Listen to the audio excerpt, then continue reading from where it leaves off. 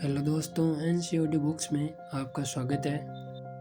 तो दोस्तों, अब तक हम ऑस्विच कैंप के बारे में तथा उनमें कैदियों की मानसिक व शारीरिक हालतें के बारे में तथा उनके आज़ाद होने के बाद भी उनका व्यवहार कैसा रहा, हम उसके बारे में सुन चुके हैं। अब आगे विक्टोरिया फ्रैंकल अपनी लोगोथेरेपी के बारे में बताते हैं, हम उसके बारे में जानने का प्रयास करेंगे। तो शुरू करते हैं। लोगोथेरेपी एक संक्षिप्त सार। भाग 18। मेरी संक्षिप्त आत्मकथात्मक शैली में लिखी कहानी के पाठक अक्सर मुझसे मेरी चिकित्सकीय सिद्धांत की विस्तृत जानकारी मांगते आए हैं। यही देखते हुए मैंने फ्रॉम डेथ केम टू एक्सिस्टेंशियलिज्म के मूल संस्करण में लोगोथेरेपी विषय पर एक संक्षिप्त अध्याय लिखा था, लेकिन वह पर्याप्त नहीं था और मुझसे बार बार आग्रह किया गया कि मैं उनके बारे में और अधिक जानकारी दूं। इसलिए इस वर्तमान संस्करण में मैंने लोगोथेरेपी के पूरे विवरण को फिर से लिखा है तथा अपने अनुभव को विस्तार से प्रस्तुत करने की कोशिश की है। जिस काम के बारे में संपूर्ण जानकारी देने के लिए जर्मन भाषा में लिखे गए 20 ग्रंथों की आवश्यकता हो, उसे अपने पाठकों को इतने संक्षिप्त रूप में बताना बहुत मुश्किल है। इस वजह से यह कार्य करना मेरे लिए आसान नहीं था। एक अमेरिकी डॉक्टर से मेरी मुलाकात वियना के ऑफिस में हुई थी। उसने मुझसे पूछा, डॉक्टर, क्या आप एक मनोविश्लेषक यानी साइकोएनालिस्ट हैं? मैंने जवाब दिया, नहीं, आप मुझे पूरी तरह से मनोविश्लेषक नहीं कह सकते। हाँ, आप मुझे एक साइकोथेरेपिस्ट यानी मनोचिकित्सक जरूर कह सकते हैं। इसके बाद भी उसने सवाल पूछना जारी रखा, आप किस सिद्धांत के अनुसार चलते हैं? यह मेरी अपनी थ्योरी है, इसे लोगोथेरेपी कहते हैं।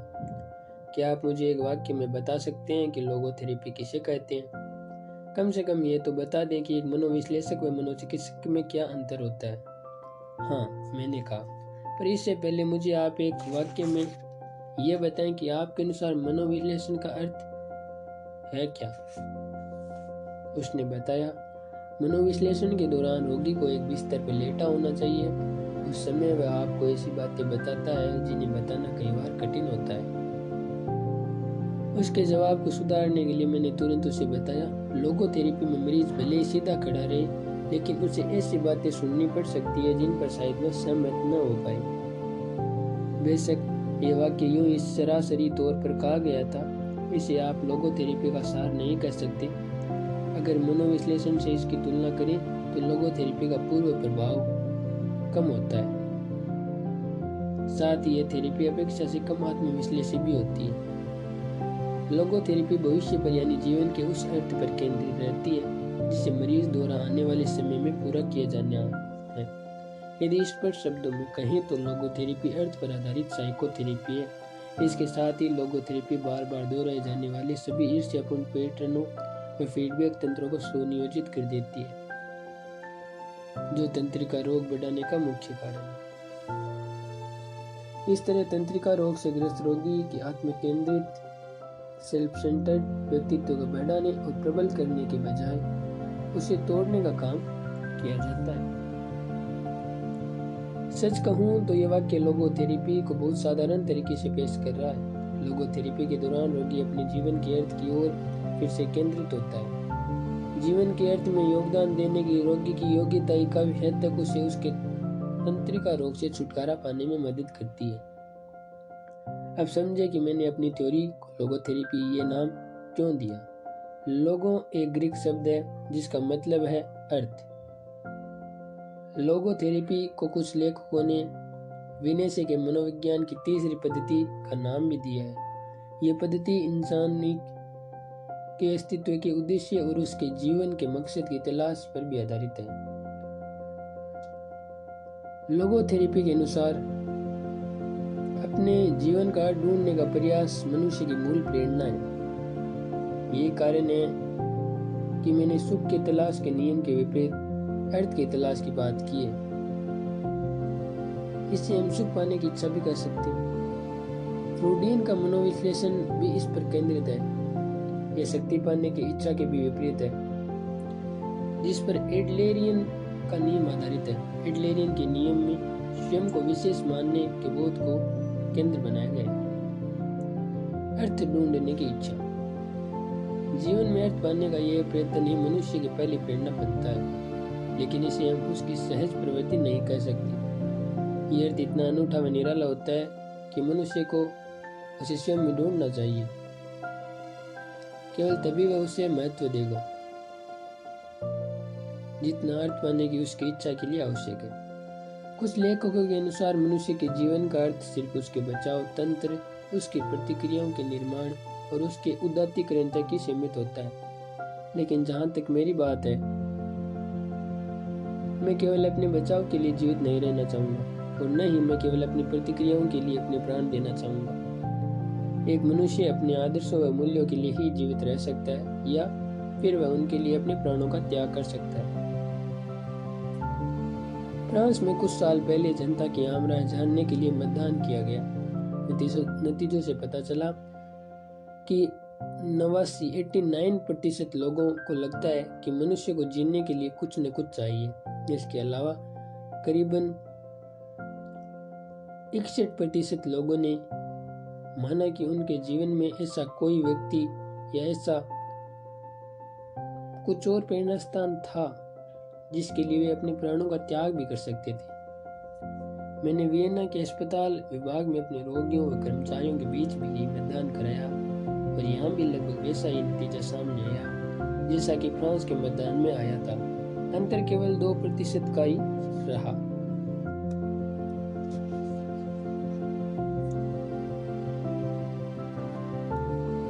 जॉन्स हॉपकिंस विश्वविद्यालय के समाज विज्ञानियों द्वारा 48 कॉलेजों के 7,498 छात्रों पर एक और सर्वेक्षण किया गया। उसकी आरंभिक report national institute of mental health द्वारा प्रायोजित 2 वर्षीय अध्ययन का एक हिस्सा है। उनसे पूछा गया कि फिलहाल वे अपने जीवन में किस चीज को सबसे अधिक महत्वपूर्ण मानते हैं। जवाब में 16% छात्रों ने बहुत पैसा कमाना कहा, जबकि 78% का कहना था कि उनका सबसे बड़ा लक्ष्य अपने जीवन का कोई अर्थ या उद्देश्य तलाश करना। वैसे कुछ मामले ऐसे जरूर हो सकते हैं जिनमें मूल्यों के प्रति किसी मनुष्य की चिंता उसके छिपे हुए मानसिक संघर्ष का एक दिखावा भरो, लेकिन यदि ऐसा है तो वे नियम के बजाय नियम के अपवाद का प्रतिनिधित्व करते हैं। ऐसे मामलों में हमें नकली मूल्यों का सामना करना पड़ता है और उनका मुखौटा उतारना होता है। हालांकि जैसे ही मनुष्य को अपने असली रूप का दर्शन हो जाए तो हमें ऐसा करना बंद कर देना चाहिए, यानी उसे अपने जीवन के सच व अर्थ का पता चल जाना चाहिए। मनुष्य के भीतर मौजूद मानवता की भावना का बाहर आ जाना बहुत आवश्यक है। अस्तित्व संबंधी निराशा। जीवन का अर्थ ढूंढने की मनुष्य की इच्छा निराशा भी आ सकती है। इस मामले में लोगोथेरेपी अस्तित्व संबंधी निराशा की बात करती है। अस्तित्व संबंधी शब्द को 3 रूपों में बताया जा सकता है। अस्तित्व यानी मनुष्य का अस्तित्व है। अस्तित्व का अर्थ और निजी व्यक्तित्व में एक ठोस अर्थ पाने का प्रयत्न यानी अर्थ पाने की इच्छा। अस्तित्व संबंधी निराशा न्यूरोसिस के रूप में भी सामने आ सकती है। ऐसे न्यूरोसिस को लोगोथेरेपी में साइकोजेनिक न्यूरोसिस के स्थान पर न्योजेनिक न्यूरोसिस का नाम दिया गया है। न्योजेनिक न्यूरोसिस का मूल मनोविज्ञान या साइकोलॉजी में नहीं बल्कि न्यूरोलॉजिकल ग्रीक शब्द न्यो अर्थात मन में होता है, जिसे मनुष्य के अस्तित्व का आयाम भी कह सकते हैं। यह भी लोगोथेरेपी उपचार का एक शब्द है जिसमें किसी भी ऐसी चीज को शामिल किया जा सकता है जो मनुष्य के आयामों से जुड़ी हो। न्योजेनिक न्यूरोसिस। न्योजेनिक न्यूरोसिस भावनात्मक भाव व सहज बोध के संघर्ष से नहीं होता बल्कि अस्तित्व संबंधी समस्याओं के कारण होता है। ऐसी समस्याओं के दौरान जीवन में अर्थ की तलाश से जुड़ी निराशा बड़ी भूमिका निभाती है। यह तो स्पष्ट है कि न्योजेनिक न्यूरोसिस के मामलों में साइकोथेरेपी को न तो उचित कहा जा सकता है और न ही पर्याप्त। हाँ, लोगोथेरेपी एक ऐसी थेरेपी जरूर है जो मनुष्य के विशेष आयामों को टटोलने का साहस रखती है। अब मैं आपको एक घटना बताता हूँ। मेरे वियना कार्यालय में एक महत्वपूर्ण पद पर स्थित अमेरिकी राजनीतिक आया था। वह मेरे पास अपने मनोविश्लेषण उपचार को जारी रखना चाहता था। मैं पिछले 5 सालों से न्यूयॉर्क के एक विश्लेषक से यह उपचार ले रहा था।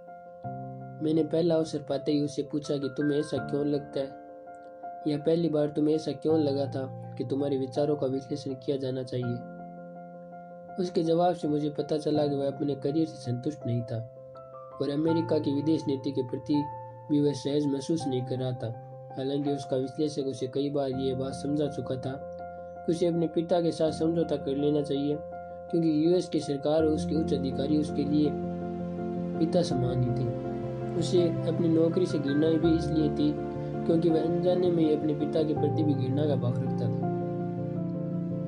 पिछले 5 सालों के अंदर उसे विश्लेषक के विश्लेषण को मानने पर इतना मजबूर कर दिया गया था कि वह वास्तविकता को देख नहीं पा रहा था।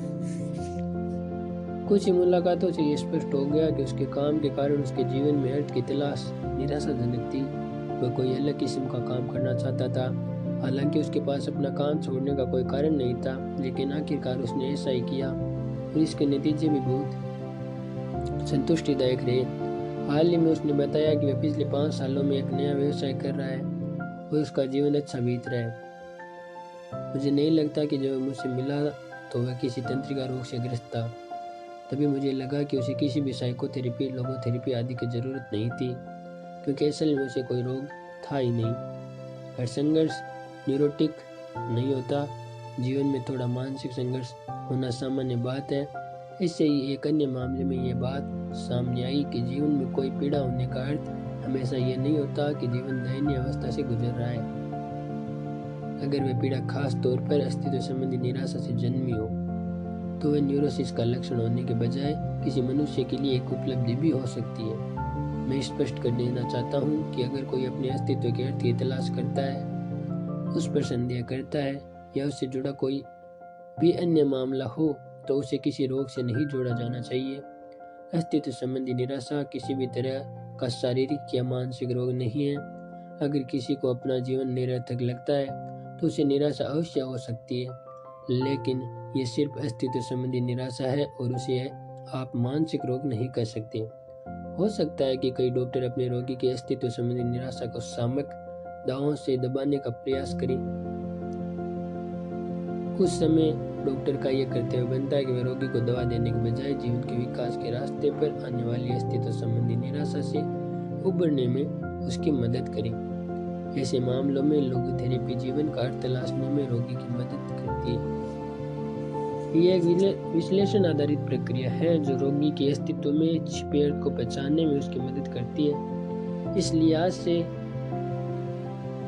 लोगोथेरेपी आपको मनोविश्लेषण के समान लग सकती है। हालांकि जब लोगोथेरेपी सक्रिय होती है तो यह व्यक्ति के अवचेतन मन में बसी प्रवृत्ति संबंधी तथ्यों तक ही सीमित नहीं रहती, बल्कि अस्तित्व संबंधी वास्तविकताओं पर भी ध्यान देती है, जिससे उसके जीवन की इच्छा के साथ साथ उसके अस्तित्व का संभावित अर्थ भी पूरा होना चाहिए।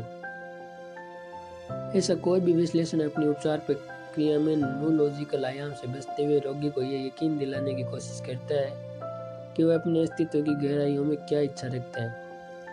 लोगोथेरेपी को इसलिए भी मनोविश्लेषण से अलग माना जा सकता है क्योंकि यह मनुष्य को एक ऐसे जीव के रूप में देखती है जो संसार में अपनी कामनाओं या वासनाओं की पूर्ति से संतुष्ट होने के लिए नहीं आया और नहीं अपने अहम की पुष्टि करने या समाज व पर्यावरण के अनुसार अनुकूलन करने आया है, बल्कि किसी अर्थ को पूरा करने के लिए संसार में आया है।